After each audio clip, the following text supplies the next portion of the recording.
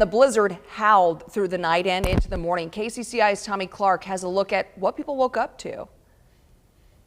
I got up probably about 5 o'clock this morning, and it was snowing like crazy. Blustery winds. The wind was blowing pretty hard. And the sound of plows could be heard everywhere Friday morning.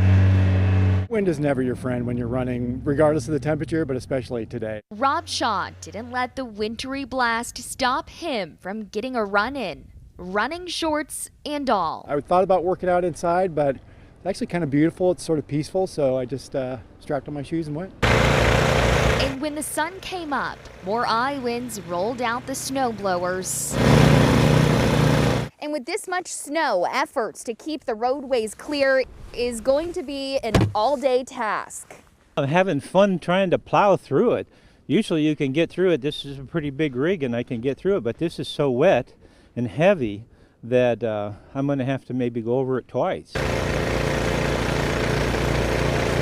By late morning, roads became slush with slick spots causing problems. The first blizzard of 2021 making a mark on the metro. In Des Moines, Tommy Clark, KCCI 8 News, Iowa's news leader.